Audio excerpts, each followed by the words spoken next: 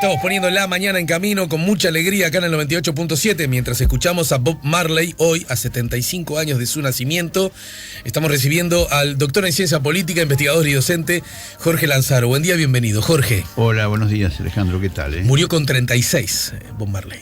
Oh, qué barbaridad. 36, ¿no? Y bueno, y yo recién recordaba que hay una fotografía emblemática de él muerto de risa, fumando, obviamente, con Mick Jagger, ¿no? Sí. Y son como la misma generación, solo que Mick Jagger sigue siendo el joven veterano o el veterano joven que salta de los escenarios y bueno, y Bob Marley ya entró en la leyenda, ¿no? Por la muerte joven.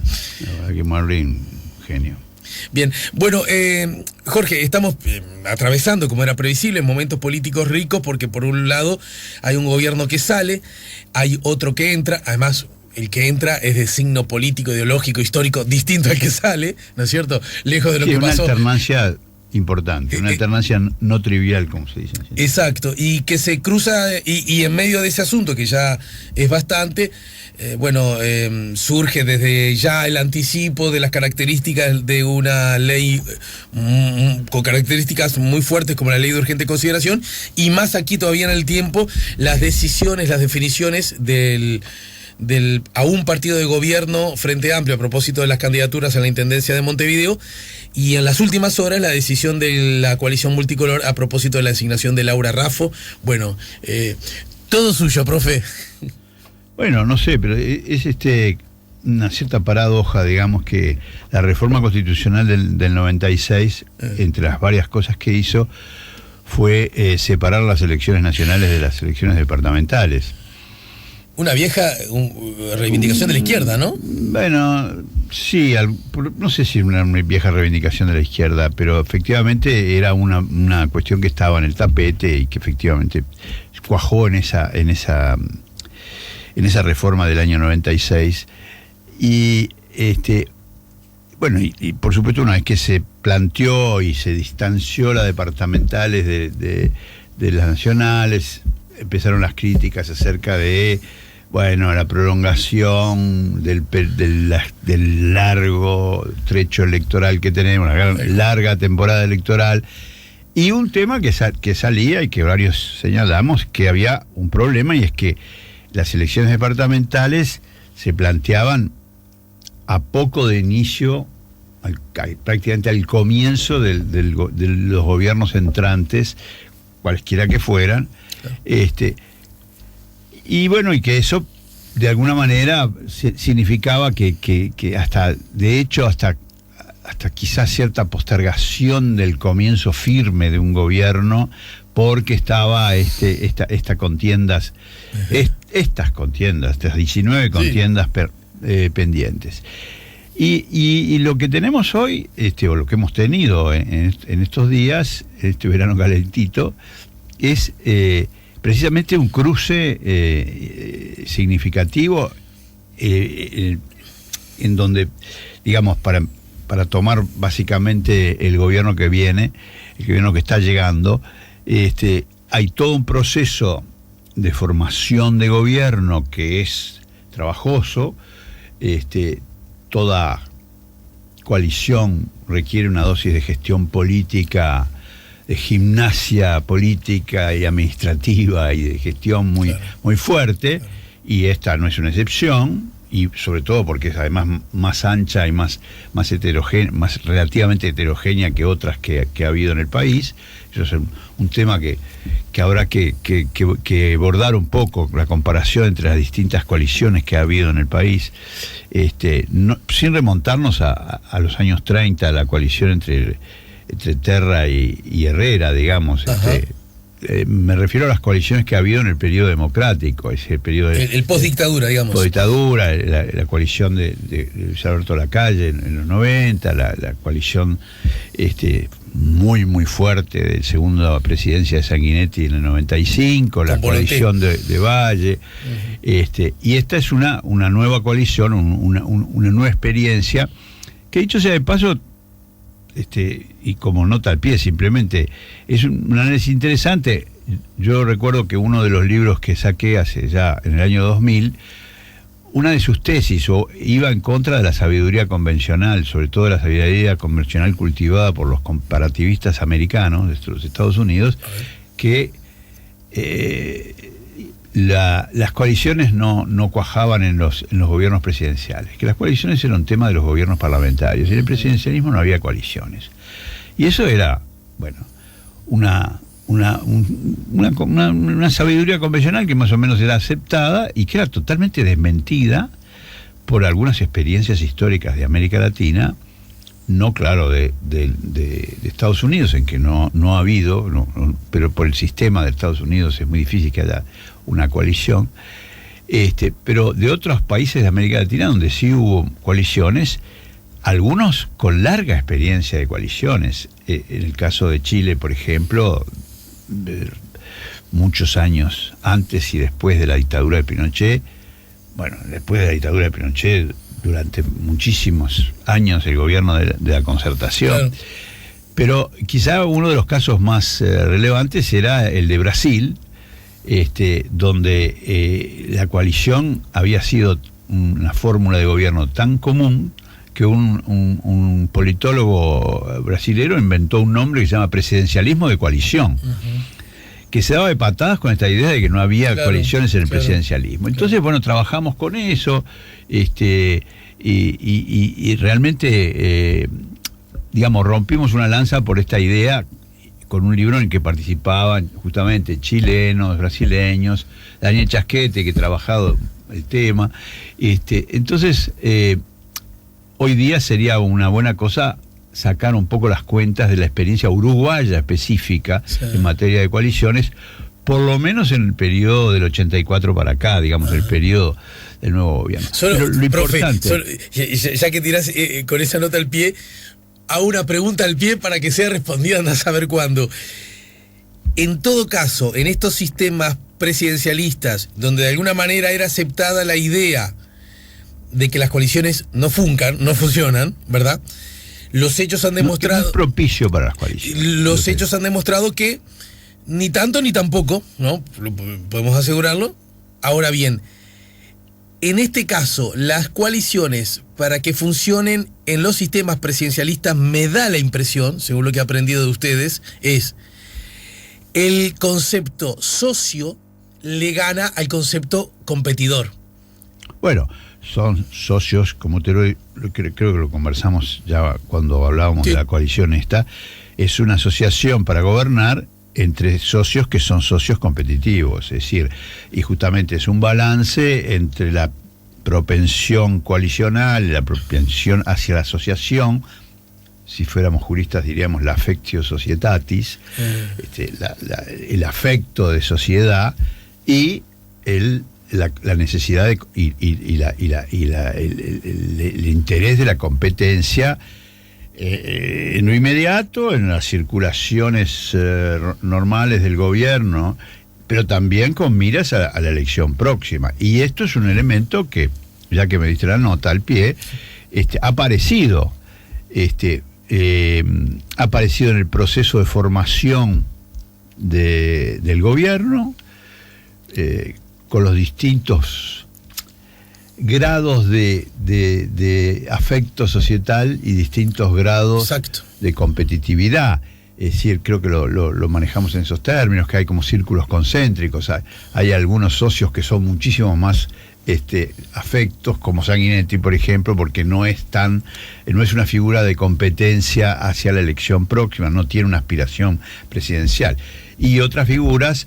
Luego sigue Talvi, que tiene afecto societal, pero también tiene la intención de ser un candidato de alternativa. Y bueno, y Manini, que sería como el que está más en la orilla del afecto societal, y de hecho lo ha demostrado incluso en estas incidencias de la elección departamental. Aunque diga lo contrario constantemente. Aunque diga lo contrario, se ha movido con menos afecto societal. Y hay que decir que Lacalle ha estado realmente muy sobrio, muy serio y muy responsable, que no ha generado, no lo ha manifestado abiertamente. Lo que sí hubo, y es interesante, es que en torno a la circunstancia específica de la elección departamental o de las candidaturas departamentales, hubo una pica entre Talvi y Manini, que son justamente de los socios de la coalición, los socios que son más competitivos con miras a una elección mayor. Sí, porque son los que tienen más votos también, bueno, ¿verdad? Entonces, eso ha pesado, ya que lo sacás, ha pesado porque la coalición es un elemento que tiene que ser balanceado con este juego de sociedad y competencia en la conformación del gobierno, en la distribución de los cargos gubernamentales y en lo que es más importante, o lo que es inicialmente más importante, que es el gabinete de ministros, y esto ya fue un primer capítulo de la formación de gobierno en el que se ha venido adelantando ya con la gestión de la Calle, con la gestión de Álvaro Delgado, que digamos se muestra desde bueno, es una figura de mucha competencia política, muy competente, muy buen político, muy buen negociador, y que va a ser va a tener un puesto muy relevante, que de hecho ya está jugando como secretario del presidente, del futuro presidente, como secretario de la presidencia y hacedor de tejidos. Eso que se planteó en el proceso de formación del gobierno todavía no había entrado de lleno en el capítulo de formación del gobierno, que tiene que ver con la integración de los entes autónomos, las empresas públicas, los servicios descentralizados, la integración de los entes de contralor, una serie de elementos que los partidos compiten por cargos y por políticas públicas. Les interesa determinados resultados de políticas públicas y les interesa tener cargos de poder que les den poder y que les den poder para la reproducción política hacia adelante. Entonces, bueno, se supone también, ahí ayúdame, se supone también que con ese poder también estás más propicio para llevar adelante tus políticas públicas, ¿no?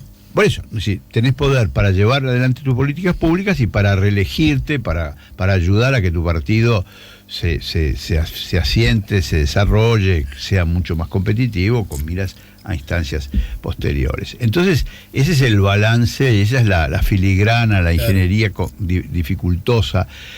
Y bueno, una de las cosas que vimos es que la Calle tuvo en cuenta eso, o incluso creo que lo dijo explícitamente, o por lo menos lo dijeron algunos de sus cercanos, probablemente Delgado, que en la armazón de los ministerios, esos 3 cargos de ministro, subsecretario y director general, trató de buscar una manera en que el gobierno, el partido del presidente y el casco central del centro presidencial tuviera, digamos, figuras que de alguna manera permitieran, en aquellos ministerios que no son del presidente, que son adjudicados a otros partidos, tuviera alguna figura que pudiera incidir en la política del ministerio, y tuviera unas figuras que pudieran incidir o pudieran tomar el relevo si esos titulares de otros partidos renuncian o se van, salen de la coalición, y para que el relevo en el ministerio tal o el ministerio cual no sea abrupto, sino que tenga, se apronte de alguna manera el relevo. Esto me parece que de alguna manera ha estado en la integración. Y bueno, y después viene todo el capítulo de los entes autónomos, donde hay algunas designaciones que ya han sido anunciadas, incluso con anticipación, pero que queda todavía mucha tela por cortar, y es todo un capítulo. Que incluye además si participa. Y la otra cosa, ¿no? Bueno, no, sí, por supuesto, ya se anunció la participación del Frente Amplio. Pero hay que ver en cuántos. Hay que ver en cuánto y cómo. Bueno, esto es un problema de la coparticipación complejo, que es otro tema, otra arista del asunto.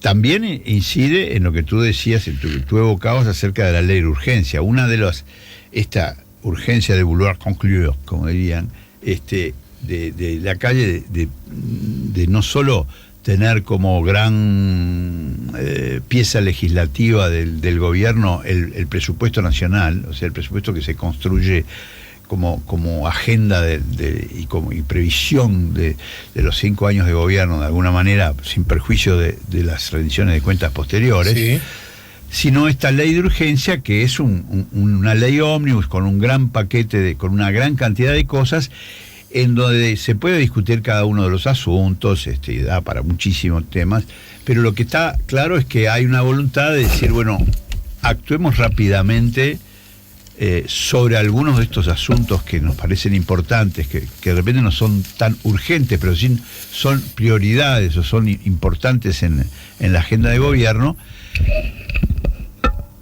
antes que se nos desparrame la coalición. Bueno, o sea, y eso, entonces, ¿qué podía anticipar? Que una vez que empezara la discusión de los asuntos de la ley de urgencia, de su articulado, sí, sea en esta previa que está ocurriendo, sea del día que la pongan formalmente en el circuito parlamentario, iba a haber allí todo ahí se iba a ver las distintas posiciones de los socios, las distintas posiciones de los sectores del Partido Nacional, las distintas posiciones de los sectores dentro del Partido Colorado, de Sanguinetti y de Talvi, y que digamos que era un escenario de discusión, de debate, de competencia, de discrepancias, previsible en un tramo, pero resulta que en el medio de eso, que además tiene una temporalidad similar, por los requisitos de la ley de urgencia, por los tiempos, los plazos de la ley de urgencia, tiene una determinante, aparece el tema de la elección de Montevideo, sobre todo de la elección de Montevideo, porque hay también problemas y conflictos y competencia a nivel de otros departamentos. Uh-huh. Entonces, la coalición de gobierno armada a nivel nacional no se replicó ni se replica automáticamente, yo diría ni mucho menos, a nivel de Montevideo o a nivel de los distintos departamentos que tienen cada uno escenarios políticos diversos, uh-huh, y los cruces pueden ser diferentes. Eso preguntáselo a Cardarello. A Cardarello, exactamente. A propósito de eso, también es más difícil, más complejo de que la repetición o la imitación o algo similar se produzca a nivel departamental, porque las normas son otras, ¿no? Sí. No hay segunda vuelta, ¿no? No hay segunda vuelta, hay posibilidad de candidaturas múltiples, exacto, cosa que no está prevista. Eso entorpece también un poquito, ¿verdad? Entorpece o facilita, depende. Bueno, de todas maneras, lo cierto es que digamos, para concretarnos a la intendencia, la competencia o el problema de la elección de la intendencia de Montevideo saltó y vino a parar en la falda del presidente y de la coalición a nivel nacional. Pero podríamos decir que fue un asunto de acuerdo a cómo fue tratado, a la peripecia no al resultado, ¿no? Es un asunto que luce como que no estuvo en carpeta, ¿no? Bueno, ahí hay ¿Lo vemos luego en la pausa? Distintas interpretaciones que posibles. Estamos con Jorge Lanzaro, estamos poniendo la mañana en camino, estamos en el 98.7. Preguntas, comentarios, opiniones, ya lo saben, WhatsApp 099-894-987. Estamos poniendo la mañana en camino, estamos conversando con Jorge Lanzaro a propósito, bueno, de esta circunstancia histórica política. Sale un gobierno, entra uno, el que entra tiene algunas peculiaridades, es una coalición que por supuesto una coalición en sí mismo no es ninguna novedad. En el Uruguay igual por sus características luce como una novedad, teniendo en cuenta por lo pronto el número de socios, sí, que forman parte, ¿verdad?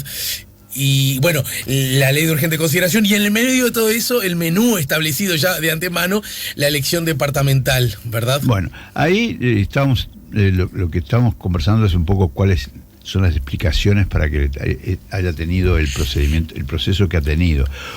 Una idea, una explicación posible es que el gobierno nacional y en particular la calle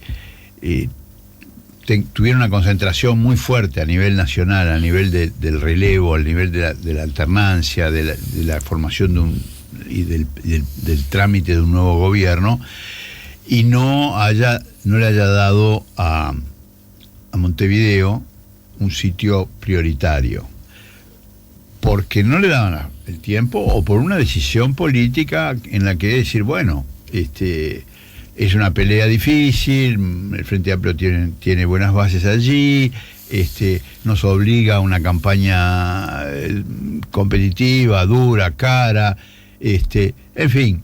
Entonces, capaz que no es un asunto en el que nos tengamos que empeñar de manera terrible justo cuando hay que empezar un gobierno nuevo con todas estas dificultades o con toda esta complejidad que veníamos evocando de la coalición, etcétera, etcétera, y de la vocación de innovar que muestra la ley de urgencia y algunos de los elementos que estuvieron presentes en la campaña electoral.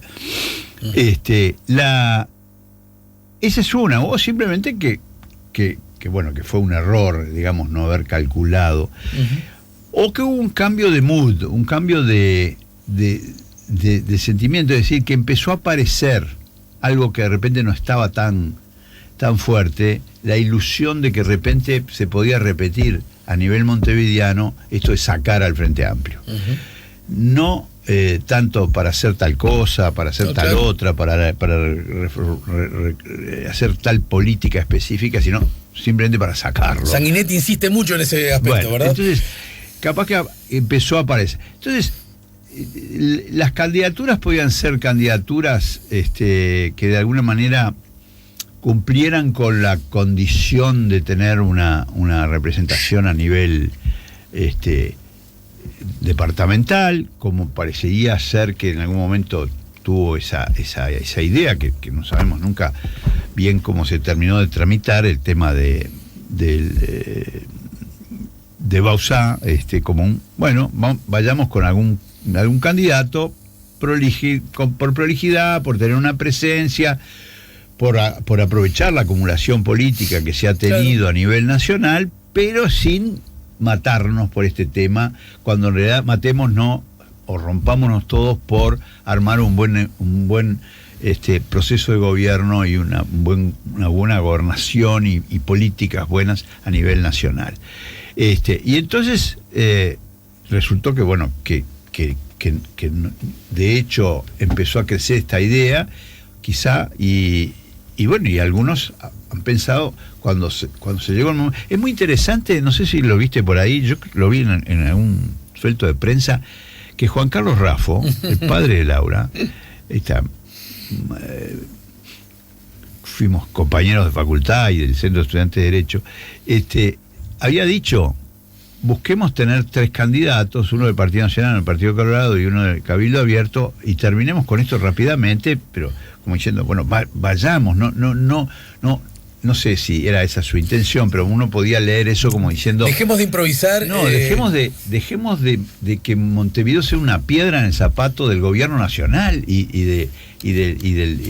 ¿no?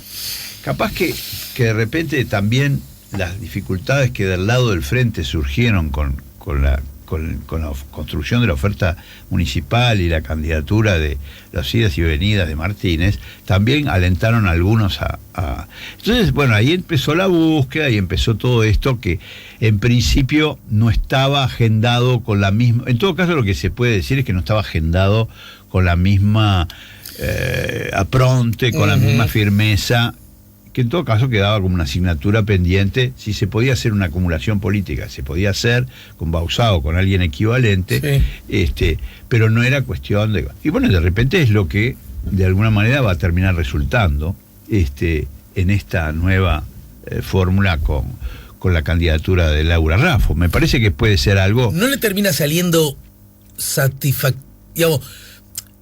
inesperadamente bien? Bueno, sacarle el inesperado.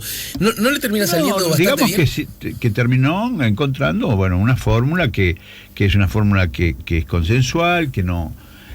pero claro, en el itinerario, capaz que este itinerario después, con el correr del tiempo, no deja heridas, no deja rastros demasiado grandes, pero bueno, saltó Manini por ahí con una pretensión que no se terminaba de saber nunca si era una pretensión real de ser candidato a la intendencia o era una manera de estar mojando la oreja en el arco competitivo de la coalición. Que provocó que Talvi dijera: entonces voy yo de candidato. Claro, pero efectivamente, para una acumulación política, obviamente, el sitio montevideano es un sitio sumamente importante. Aún no ganando, capaz que el desarrollo de una candidatura como la de Manini bueno, lo hace mucho más conocido, lo hace recorrer Montevideo, lo hace ir a los barrios bajos, en fin, una serie, y a los barrios no tan bajos. Era una oportunidad. No sé si eso fue el cálculo o si fue simplemente una reacción para hacer, aquí estoy yo y no me vengan con unas candidaturas que no conversamos suficientemente. Claro, no olvidemos que un ratito antes se había hablado de Partido Independiente, Sotelo. Está, perfecto. Entonces, bueno, aparentemente terminó haciendo esto, que es una fórmula en que está Laura Raffo como candidata, pero también insiste mucho en esta idea de una especie de equipo donde hay 2 o 3, bueno, el propio Sotelo incluso, figuras que son suplentes, pero que más bien dan la idea de que va a haber no sé si un colegiado, pero por lo menos una campaña más plural. Y bueno, sin duda es una campaña difícil porque del otro lado, con bastantes desprolijidades, idas y venidas, el Frente terminó teniendo una oferta política que es decir, no tiene la religiosa candidatura única que algunos aspiran y que fue un poco el ritual del Frente. Roto 5 años atrás, ¿no? Pero tiene la idea de 3 figuras distintas, con perfiles distintos, que generan un rastrillo electoral interesante para distintas ofertas. Y, ojo, por abajo también, o no tan por abajo, por la competencia interna dentro del Frente. Claro. Y otra vez acá aparece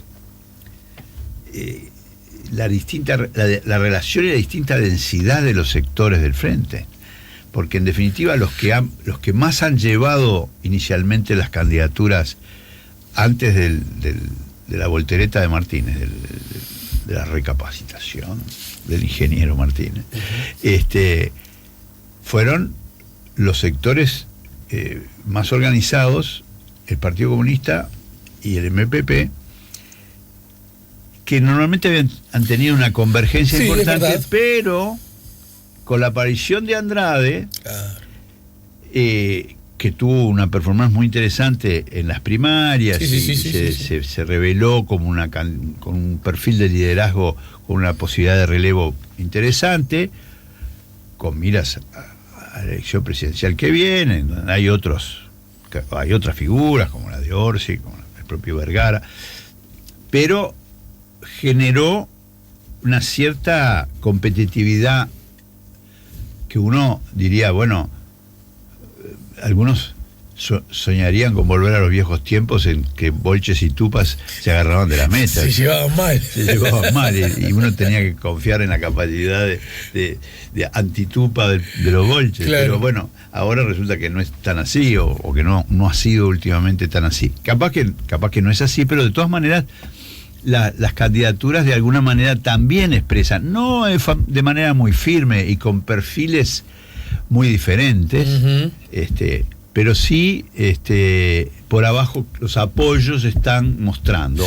Y están mostrando una cosa que se vuelve a repetir, que se plantea a nivel nacional, que se plantea en la interna del Frente, en la interioridad del Frente, y que se planteó ahora, es la asimetría que existe, la debilidad entre el sector, digamos, que en su momento podía ser pensado como astorista o de izquierdas más moderadas, frente a los sectores del Partido Comunista, del MPP, más o menos. En realidad igual, a propósito de esto último, déjame recordar que la candidatura de Villar es propiciada por el MPP, pero también por Mario Vergara, ¿no? Con lo que ahí se da también una fusión. Bueno, está bien, inicialmente Vergara, pero con que también se da en un escenario con fusiones, digamos, no inicialmente previstas o naturales. Porque Vergara ha tenido una conducta de conversar con, bueno, por supuesto siendo del sector de Danilo, de conversar y mantener una relación cordial, buena, con Mujica permanentemente. Digo que antes de esto. Lo que quiero decir es que eso también luce como una novedad, ¿no? Y Mujica comunistas y MPP separados. Claro, pero entonces lo que sí queda es que en todo esto Vergara no es hasta, o no es por el momento quien de alguna manera puede encabezar todo esto, pero el espacio ese, llamémosle sereñista, astorista, moderado, no tiene la densidad, la contundencia del otro.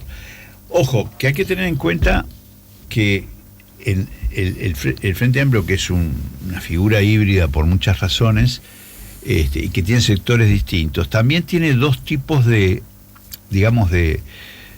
participantes, de votantes, de electores, de inclinaciones.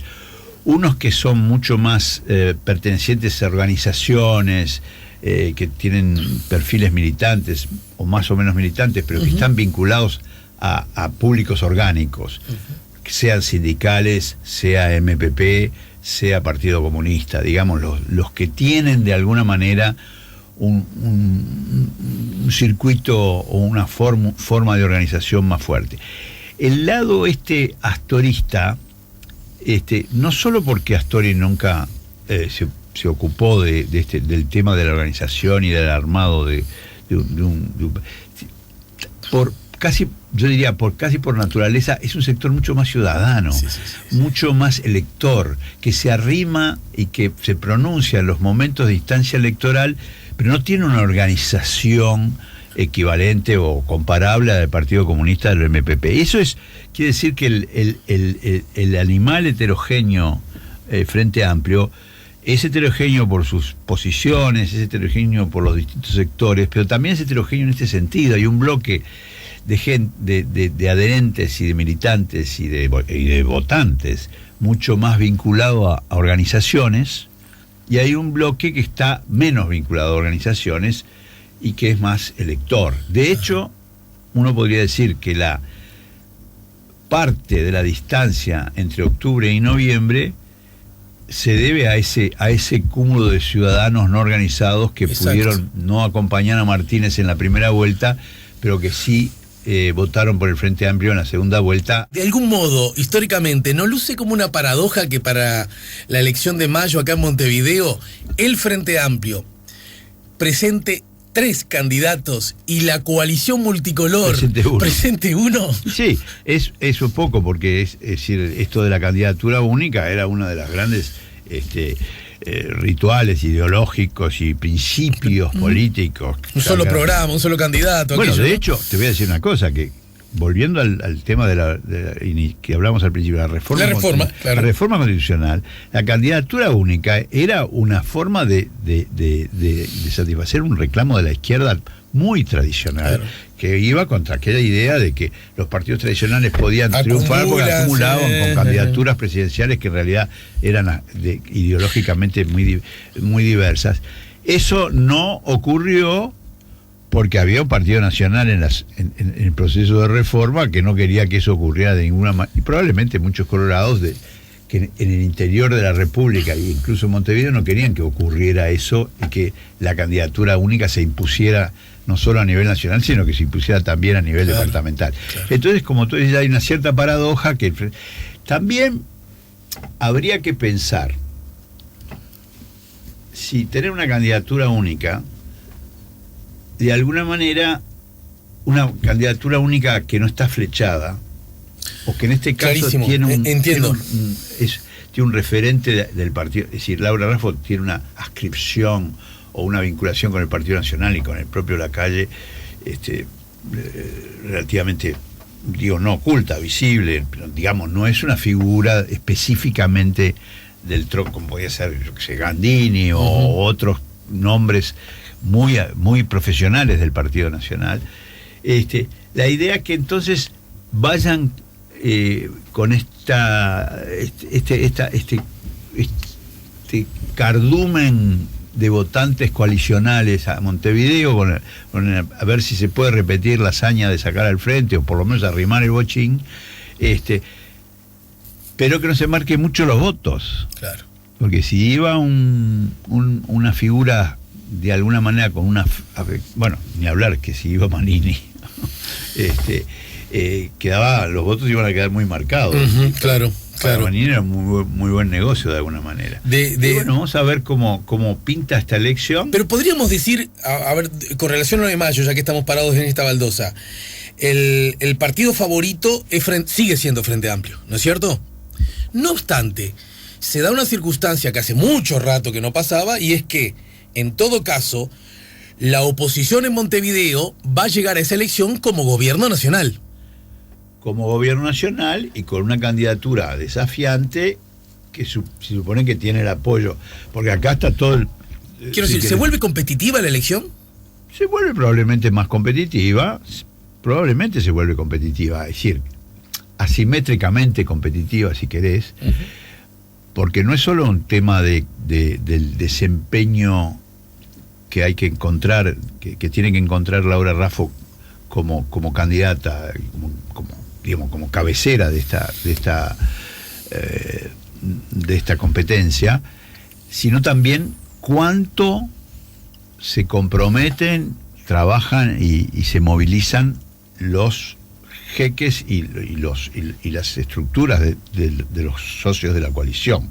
Y ahí vamos a ver un poco, esos son dos planos distintos, porque nos preguntamos inmediatamente que sale el nombre de Laura Raffo, qué desafíos se generan para Laura Raffo, qué problemas tiene para una persona que tiene sus créditos, que tiene sus atributos, pero que no viene de la política profesional. Entonces, las preguntas van todas por ahí, pero también me parece que habría que dejar planteada la pregunta de decir, bueno, ¿cuánto van a poner, cuánta plata van a poner, cuánta energía van a poner estos 5 socios en la candidatura competitiva contra el Frente Amplio? Y para terminar, el 10 de mayo, cuando ocurran esas elecciones, habrá pasado 2 meses del gobierno nacional.